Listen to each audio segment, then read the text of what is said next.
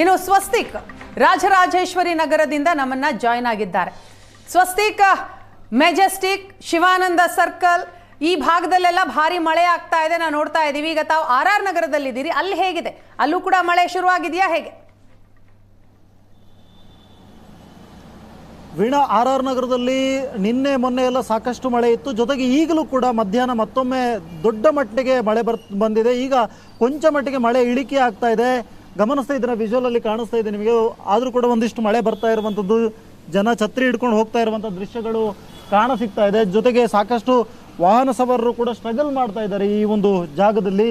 ಇದು RR ನಗರದ ಸದ್ಯದ ಸ್ಥಿತಿ.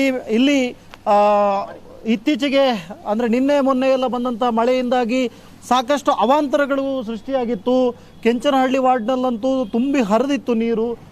ಅಷ್ಟರ ಮಟ್ಟಿಗೆ ಮಳೆಯ ಎಫೆಕ್ಟ್ ಇತ್ತು ವೀಣಾ. ಆದರೆ ಈಗ ಒಂದಿಷ್ಟು ಜನ ಚೇತರಿಸಿಕೊಳ್ಳುವಂಥ ಹೊತ್ತು ಒಂದಿಷ್ಟು ವಸ್ತುಗಳನ್ನೆಲ್ಲ ಒಣ ಹಾಕ್ತಿದ್ರು. ಅಲ್ಲಿಗೆ ಹೋಗಿ ಮಾತಾಡಿಸಿದಂಥ ಸಂದರ್ಭದಲ್ಲೂ ಕೂಡ ಸಾಕಷ್ಟು ಜನ ನೀವು ಮೊನ್ನೆ ಬಂದಂಥ ಆ ಪ್ರವಾಹದ ಸ್ಥಿತಿಗೆ ತತ್ತರಿಸಿ ಹೋಗಿದ್ದಂಥ ಜನ ಒಂದಿಷ್ಟು ಚೇತರಿಕೆಯ ಒಂದು ಹಾದಿಯನ್ನು ಕಂಡಿದ್ರು.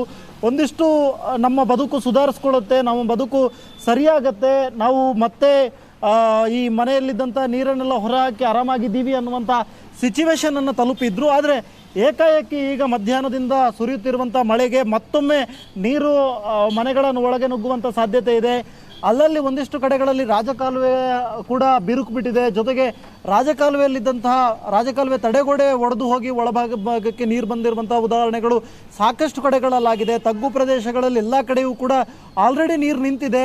ಅದನ್ನು ಹೊರಹಾಕುವಂಥ ಪಂಪ್ ಮುಖಾಂತರವಾಗಿ ಹೊರಹಾಕುವಂಥ ಪ್ರಯತ್ನ ಆಗ್ತಾ ಇತ್ತು. ಆದರೆ ಈಗ ಮತ್ತೊಂದು ಸಲ ಮಳೆ ಬಂದಿರೋದ್ರಿಂದ ವೀಣಾ, ಈಗ ಮತ್ತೆ ಅಲ್ಲೆಲ್ಲ ನೀರು ತುಂಬಿಕೊಳ್ಳುವಂಥ ಸಾಧ್ಯತೆ ಇದೆ. ಆ ನಿಟ್ಟಿನಲ್ಲಿ ಒಂದಿಷ್ಟು ಜನ ಫೋನ್ ಕೂಡ ಮಾಡ್ತಾ ಇದ್ದಾರೆ. ಆ ಕಾರಣಕ್ಕೋಸ್ಕರ ನಾವು ಕೂಡ ಸ್ಥಳಗಳಿಗೆ ಮತ್ತೊಮ್ಮೆ ಹೋಗ್ತಾ ಇದ್ದೀವಿ ವೀಣಾ.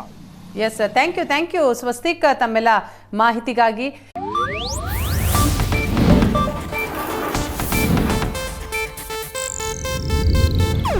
ಇದು ಏಷ್ಯಾನೆಟ್ ನ್ಯೂಸ್ ನೆಟ್ವರ್ಕ್ ಪ್ರಸ್ತುತಿ.